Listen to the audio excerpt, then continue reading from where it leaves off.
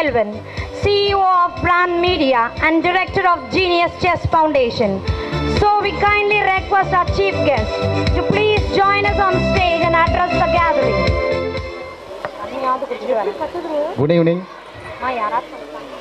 மாலை வணக்கம். என்னை எப்படி தனியாக இங்கே மேடையில் நிப்பாட்டி வைப்பாங்கன்னு நான் நினைக்கல. கொஞ்சம் ஸ்ட்ரென்த்துக்கு ஒரு 4-5 பேர் உட்காந்துருப்பாங்க. எப்போவும் தனியாக மேடையில் நின்று பேசுகிறதுனா கொஞ்சம் பயம்தான். First of all, infant Jesus primary school பள்ளியின் headmistress reverend Julie Abdullah Adaikala Mary அவர்களுக்கு என்னுடைய நன்றியை தெரிவித்துக் கொள்கிறேன். போன வருஷமே எனக்கு அவங்க என்னை இந்த ஸ்கூலுக்கு வாங்கன்னு கூப்பிட்டாங்க. பல்வேறு காரணங்களால், நேர நெருக்கடிகளால் என்னால் வர முடியல. இந்த தடவை அவங்க கூப்பிட்டோன்னே நான் வந்துட்டேன். பட் நான் புரிஞ்சுக்கிட்டேன், நான் ஏன் போன வருஷம் வராமல் விட்டேன்றதை உண்மையிலேயே நான் வருத்தப்பட்டு இங்கே மேடையில் நிற்க வேண்டிய ஒரு சூழல் இன்னைக்கு உருவாகி இருக்கிறது. என்னுடன் இந்த மேடையை பகிர்ந்து கொண்டிருக்கும் சீஃப் கெஸ்ட் ஆஃப் ஆனர் மற்றும் சிஸ்டர்ஸ் அனைவருக்கும் மாலை வணக்கத்தை தெரிவித்துக் கொள்கிறேன்.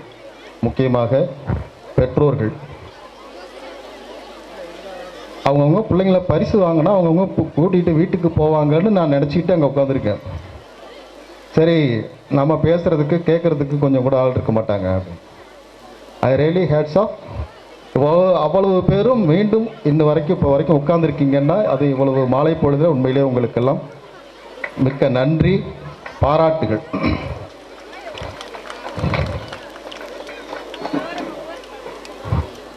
ஒரு விளையாட்டு போட்டிகளுக்கு நடத்தி அதை பரிசு கொடுத்து மாணவர்களை வாழ்த்திட்டு போகணும் அப்படின்னு வாங்கன்னு சொன்னாங்க. அவ்வளோதான் எனக்கு அவங்க அடைக்கல் மாரி சொன்னது. நானும் அதை நம்பி தான் வந்தேன். சரி, வந்தால் ஒரு 10-20 குழந்தைங்களுக்கு பரிசு கொடுக்க வேண்டியிருக்கும். அப்படியே நம்ம ஒரு 10-15 நிமிஷம், எவ்வளோ நேரம் பேசணும்னு கேட்டேன். 10-15 நிமிஷம் பேசினா போதும், நாங்கள் பேசிட்டு போயிடலாம் அப்படின்ற எண்ணத்தில் தான் நான் இங்கே வந்தேன். Really Amaze, enjoy. இங்கே நான் உட்கார்ந்ததுலேருந்து நான் ஒவ்வொரு நிகழ்ச்சியும் பார்க்க எனக்கு ஒரு மிகப்பெரிய பழைய நினைவுகள் எல்லாம் நான் பக்கத்தில் இருந்த சிஸ்டர்லாம் பேசிகிட்டு இருந்தேன். என்ன அருமையாக குழந்தைங்களை தயார்படுத்தியிருக்காங்க. உண்மையிலேயே அவங்கள அனைவரையும், அந்த ஆசிரியர் பெருமக்கள், அந்த கோரியோகிராஃபர்ஸ் அனைவரையும் உண்மையிலே மனதார பாராட்ட வேண்டும். அது பெற்றோர்களாகிய நீங்கள் தான் அதுக்கு செய்யணும். உண்மையிலே உங்களுடைய கரவொலி எழுப்பி அவர்களுக்கு நீங்கள் பாராட்டுதலை தெரிவிக்கணும். வெறுமனே பள்ளிக்கூடங்கிறது மாணவர்களை உருவாக்குறதுக்கு ஒரு மாணவர்களை படிக்க வச்சு, பாஸ் பண்ண வச்சு, நல்ல மார்க் எடுத்து அவர்களை வெளியில் அனுப்புறதுங்கிறது ஒரு பள்ளிக்கூடத்தின் வேலை இல்லை. அவர்களிடம் இருக்கிற அந்த தனித்திறமையை கண்டுபிடித்து அவர்களை அவர்களுடைய திறமையில் உயர்நிலையை அடைய வைக்கிறது தான் ஒரு பள்ளிக்கூடத்தோட ஒரு ஆசிரியர் பெருமக்களுடைய வேலை. அதை இந்த பள்ளிக்கூடம் உண்மையிலேயே மிக அருமையாக செய்து கொண்டிருக்கிறது.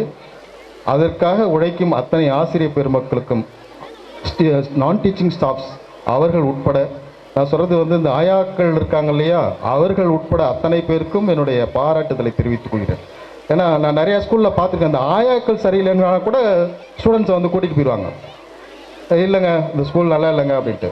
ஒவ்வொருவரும் அந்த கேட்டில் இருக்கிற வாட்ச்மேன்லேருந்து தலைமை ஏற்றிருக்கிற அந்த பிரின்சிபால் வரைக்கும் அத்தனை பேரும் ஒருங்கிணைப்போடு, அர்ப்பணிப்பு உணர்வோடு பணியாற்றினால்தான் ஒரு பள்ளியிலிருந்து ஒரு மாணவனை நல்ல மாணவனாக, நல்ல குடிமகனாக அனுப்ப முடியும். அதை இந்த பள்ளிக்கூடம் செஞ்சுக்கிட்டு இருக்குங்கிறது எனக்கு நல்ல கண்கூடாக தெரிகிறது.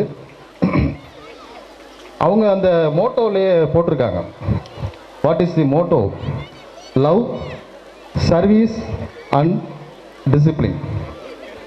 நம்ம எல்லாம் பெற்றோர்கள் என்ன நினைப்போம், பள்ளிக்கூடத்துக்கு அனுப்பிச்சா பிள்ளைங்க நல்லா ஒழுக்கமாக வளரணும், டிசிப்ளினாக இருக்கணும், அதுக்காக நம்ம பள்ளிக்கூடத்துக்கு அனுப்புவோம்.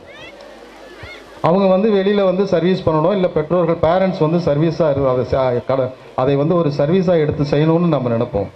பட் அவங்க அது ரெண்டையுமே ரெண்டாவதாக போட்ட love and then service and then discipline. அன்பை விதைப்போம், அன்பை பரப்புவோம், இதுதான் அவர்களுடைய முதல் நோக்கமாக, முதல் மோட்டோவாக இந்த பள்ளிக்கூடம் திகழ்கிறது. அந்த வகையில் அன்பை விதைக்கும் இந்த பள்ளி அனைத்து வெற்றிகளையும் பெற வேண்டும் என்று இந்த பள்ளியின் ஒரு பள்ளியை நான் பார்வையாளனாக நின்று அந்த பள்ளியை அனைவரையும் பாராட்டுகிறேன், வாழ்த்துகிறேன். நானும் ஒரு கிறிஸ்டியன் ஸ்கூலில் படித்து வளர்ந்தவன் தான். எங்களுக்கும் இது மாதிரி சின்ன பிள்ளையில் மேடைகளில் வந்து நடனம் ஆட சொல்கிறது, பாட்டு பாட சொல்கிறது, இதெல்லாம் சொல்லி கொடுப்பாங்க. அப்போது எங்களுக்கெல்லாம் மேடை ஏறுறதுக்கே முதல்ல தயக்கமாக இருக்கும், வெக்கமாக இருக்கும், பேச மாட்டோம். ஏன் நம்ம வந்து ஐயோ நான் வரமாட்டேன் அப்படின்னு சொல்லிட்டு ஒதுங்கி நின்று வேடிக்கை பார்க்குறதுலேயே எங்களோட நேரம் போயிடும். கிட்டத்தட்ட ஒரு 10-14 வயசு வரைக்கும் அந்த பள்ளிக்கூடத்தை தாண்டுற வரைக்குமே நாங்கள்லாம் மேடையில் ஏறினதே கிடையாது. ஆனால் அவர்கள் வந்து அந்த ஆசிரியர் பெருமக்கள் வந்து அந்த தனித்திறமையாளர்களை கண்டுபிடித்து மேடை ஏற்றி அவர்களை இன்று பரிணமிக்க செய்கிற அந்த வேலையை அவர்கள் வந்து தொடர்ச்சியாக செய்து கொண்டிருப்பார்கள். செய்து கொண்டிருப்பதன் மூலம் வெறுமனே கல்வி கேட்கறது இல்லை, கல்வியை சொல்லிக் கொடுக்கறது இல்லை. அப்படிலாம் வெறும் பள்ளிக்கூடத்தில் படித்து மாணவனாக ஒழுங்கான மாணவனாக வரணும் அப்படின்னு சொன்னால் நான்லாம் இன்றைக்கி வந்து இங்கே மேடையில் நின்றுக்க முடியாது. இந்த பேப்பர் திருத்தும் போது சில டீச்சர்ஸ் சொல்லி நான் கேள்விப்பட்டிருக்கேன். மாணவர்கள் தேர்வு எழுதியிருப்பாங்களாம், அம்மா உங்களுக்கு கோடி புண்ணியம், என்னை வந்து நீங்கள் 10 மார்க் கூட போட்டு என்னை பாஸ் பண்ணி விட்ருங்க அம்மா ஒரு மாணவன் எழுதியிருப்பான். இன்னொரு மாணவன் வந்து ஒரு 10 ரூபா நோட்டை பின் பண்ணி இதை வந்து தயவு செஞ்சு நீங்கள் வந்து என்னை எப்படியாவது மார்க் போட்டு பாஸ் பண்ணி விட்ருங்க, வெளியில் வந்தால் நல்லாவே கவனிச்சிக்கிறேன், இப்படி எழுதுகிற மாணவர்கள்லாம் உண்டு. சில மாணவர்கள் இருக்காங்க, நீங்கள் எப்படி வெளியில் தானே வரணும் அப்படின்னு சொல்லி மிரட்டுற மாணவர்களும் இருக்காங்க. இதையெல்லாம் தாண்டி அவர்களுக்கு குறைந்தபட்ச மதிப்பெண்ணாவது போட்டு எப்படியாவது அவர்களை மாற்றிவிட வேண்டும், தேற்றிவிட வேண்டும் நினைக்கிற ஆசிரியர் பெருமக்கள் தான் இன்றைக்கி வந்து இருக்காங்க. அதைத்தான் எல்லா பள்ளிக்கூடங்களும் செய்கிறது. அதனால்தான் நான் எல்லாம் இங்கே மேடையில் வந்து நிற்கிறேன். ஏன்னா புவர் ஸ்டூடெண்ட்ஸ் லைக் மீ ஒரு மேடை ஏறி ஒரு தொழிலதிபராக இங்கே மேடையில் ஏறி நின்று பேசுகிற ஒரு வாய்ப்பை அது போன்ற ஆசிரியர் பெருமக்கள் தான் எங்களுக்கு கொடுத்துருக்காங்க. அதை இந்த பள்ளிக்கூடமும் உண்மையிலேயே மிக சிறப்பாக செய்து கொண்டிருக்கிறது. நிறைய மாணவர்கள் இங்கே வந்து நடனம் ஆடினாங்க. அது எனக்கு ரொம்ப பிரமிப்பாக இருந்தது. தொடர்ச்சியாக நிகழ்ச்சிகள்னால் அங்கே வெளியில் வந்து அந்த மாணவர்கள், அந்த என்எஸ்எஸ் மாணவர்கள், அவங்க அது என்ன கேடர்னு தெரியல, அவங்க வந்து எங்களை இங்கே மார்ச் பாஸ்ட் பண்ணி அழைத்து வந்ததிலிருந்து ஒன்றிலும் நுணுக்கமாக அவர்களுடைய வேலை திறன் தெரிகிறது. கொஞ்சம் கொஞ்சமாக அவர்கள் வந்து இங்கே மேடையில் உட்கார வைக்கிறதுலேருந்து, அன்பாக உபசரிக்கிறதுலேருந்து, மேடையில் அந்த மாணவிகள் நடனம் ஆடுறதுலேருந்து ஒவ்வொன்றிலையும் நுணுக்கமாக அவர்களுடைய வேலைத்திறன், அவர்களுடைய அந்த செயல்திறன் தெரிகிறது. அந்த வகையில் மிக சிறப்பான ஒரு இந்த மாலை நிகழ்ச்சிக்கு என்னை அழைத்ததற்காக உண்மையிலேயே நான் நன்றி தெரிவித்துக் கொள்கிறேன். அதில் இந்த சில நடனம் ஆடிய அந்த பிள்ளைகளெல்லாம் உண்மையிலேயே நான் வந்து பாராட்டணும். குறிப்பாக பார்க்கணுன்னா நடனங்கள் பல வகை. அதில் வந்து அம்சமாக ஒரு பொண்ணை பார்த்தேன், அம்சமாக அழகாக ஒரு பொண்ணை பார்த்தேன். பார்த்த உடனே பஞ்சரான, ஆனால் அது கண்ணா இல்லை கரண்டா, கன்ஃபியூஷன். இது இன்றைய இளைஞர்களின் தேசிய கீதமாகவே போயிட்டுருக்கு. இது இவ்வளோ நாள் எனக்கு பாடல்களுக்குள்ளே வந்து நான் போனதே கிடையாது. இசையை ரசிச்சுக்கிட்டு போயிடுவோம் ஒவ்வொரு பாடலுடைய வரிகளையும். ஆனால் அந்த மேடையில் ஆடின குழந்தைகள் எவ்வளோ உணர்ச்சி பூர்வமாக ஆடினாங்கங்கிறத எனக்கு தூரத்தில் இருந்து பார்க்கும் போது தெரிஞ்சுது. அதுக்கு ஒவ்வொரு நளினத்தோடு அந்த நடனத்தை ஆடிய அந்த மாணவர்கள் பிரமிட் செஞ்சாங்க. நான் பிரமிட் செய்யும் போது மேலே ஏறி அந்த உச்சியில் நிற்கிற அந்த பையனுக்கு தான் எல்லோரும் கைத்தட்டு விழுது. எல்லா கைத்தட்டும் அவனுக்கு தான் விழுகுது. ஆனால் அந்த கீழே வந்து முழங்கால் போட்டு நின்ன ஒரு பையனுங்க இருக்காங்கல்ல, அதில் பப்ளியாக ஒரு பையன் இருந்தான். அந்த பையன் பேருக்கு தெரியல. எவ்வளவு சிரமங்களை தாங்கி கொண்டு, எவ்வளவு முதுகில் ஏறி நிற்கிறவர்கள் அவ்வளோ பேருடைய வெயிட்டை தாங்கிக்கிட்டு நிற்கிறதோட அதுதான் வெற்றி, அதுதான் அந்த பிரமிடனுடைய வெற்றி, அதுதான் நாம் கைத்தட்டி அனைவரும் பாராட்டுதல். அந்த பையனுக்கு உண்மையிலேயே நம்ம வந்து பாராட்டுதலை தெரிவிக்கிறோம். அதுதான் வெற்றி. வெற்றிங்கிறது இந்த அடித்தளம். இப்போ இந்த பிரைமரி ஸ்கூலில் நாம் போடுற அந்த அடித்தளம், அந்த கீழே நின்ற பையன் மாதிரி நாம் இங்கே வைக்கிற இந்த அடித்தளம் இருக்குது, இந்த பள்ளியில் நாம் போடுற அடித்தளம் இருக்குது, அதுதான் இங்கிருந்து வெளியில் செல்லக்கூடிய அத்தனை மாணவர்களுடைய வெற்றிக்கு இந்த பிரைமரி பள்ளி ஒரு சான்றாக விளங்குகிறது என்பது மிகையல்ல. அப்புறம் நிறைய ஒரு ஒரு பேட்ரியாட் ஒரு பாடல்கள்லாம் நடந்தது. எந்த மதம், எந்த ஜாதி, எந்த பிரிவினையும் இல்லாமல் அத்தனை பேரும் தேச ஒற்றுமையோடு இங்கு நின்றார்கள். அதுதான் இந்தியா. இந்தியாங்கிறது என்னன்னு கேட்டால் அனைத்து ஜாதி, அனைத்து மதத்தை சேர்ந்தவர்களும் ஒருங்கிணைந்து ஒன்றாக கரம் கோர்த்து நிற்பது தான் இந்தியா என்பதை அந்த பாடல் உண்மையிலே எனக்கு வலியுறுத்தியது. அப்புறம் அந்த பேரட் நல்லா இருந்தது. எல்லாமே ஒவ்வொன்றாக நான் சொல்ல வேண்டும் என்று சொன்னால் நுணுக்கமாக நான் பார்த்துக்கிட்டே இருந்தேன். ஒன்று ரசித்து பார்த்துக்கிட்டு இருந்தேன். அந்த அளவிற்கு அந்த கேலோ இந்தியா ப்ரோக்ராம் ஆகட்டும், அந்த மைம் ப்ரோக்ராம் ஆகட்டும், எல்லாமே வந்து ஒரு எதையுமே நாம் குறை சொல்ல முடியாத அளவிற்கு அவர்களுடைய அந்த குழந்தைகளுடைய பெர்ஃபார்மன்ஸ் இருந்தது என்று சொன்னால் அதற்காக பின்புலத்தில் எத்தனை ஆண்டு காலமாக உழைத்திருக்கிறார்கள் என்பது இன்று அவர்களுடைய வெற்றியின் மூலமாக நாம் கண்டுகொள்ளலாம். நிறைவாக ஒரு செய்தியை சொல்லி என்னுடைய உரையை முடிக்கிறேன். ஏன்னா நீங்கள்லாம் ரொம்ப தூரத்துலேருந்து வந்திருக்கீங்க. வாட் இஸ் சக்ஸஸ் அப்படிங்கிறதுக்கு நிறையா அளவுகோல்கள் இருக்குது. நிறைய அளவுகோல்கள்னால் நம்ம வந்து இன்றைக்கி மேடையில் வந்து நின்று சான்றிதழ்களும் அந்த பரிசு பொருட்களும் வாங்கின குழந்தைகளை நாம் பார்த்தோம். இங்கே வந்து நான் வந்து ஒரு மீடியா பர்சனாக நான் இங்கே வந்து நின்று பேசுகிறத விட ஒரு ஸ்போர்ட்ஸ்மேனுடைய தந்தையாக நின்று பேசுவது தான் எனக்கு இந்த மேடை பெருமை சேர்த்திருக்கிறது என்று நான் மகிழ்வோடு நினைத்து பார்க்கிறேன். ஒரு மாணவன் சரியாக எழுத படிக்க கூட வாய்ப்பில்லை, அவனுக்கு மூளை திறன் கொஞ்சம் கம்மியாக இருந்த ஒரு மாணவன் அவனை உருவாக்கி கொஞ்சம் கொஞ்சமாக உருவாக்கி பள்ளிக்கூடத்தில் ஆசிரியர்கள் உதவியோடு அவருடைய கோச் அவருடைய உதவியோடு அவர் தேசிய அளவில் 2ஆம் இடம் பெறுகின்ற ஒரு செஸ் சாதனையாளராக என்னுடைய மகன் விளங்கினார் என்றால் அதற்கு அவர்களுடைய அந்த வெற்றிக்கு அடைத்தளமிட்ட அத்தனை பேரும் உண்மையிலேயே பாராட்டுக்குரியவர்கள். அதுதான் இன்னைக்கு இந்த மாணவர்களிடத்தில் நான் பார்க்குறேன். இந்த மேடையில் இருந்துக்கு அவங்களுக்கு அது பெரிய வெற்றி.